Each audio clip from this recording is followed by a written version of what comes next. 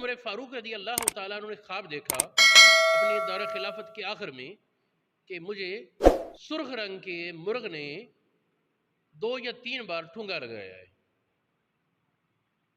आपने ये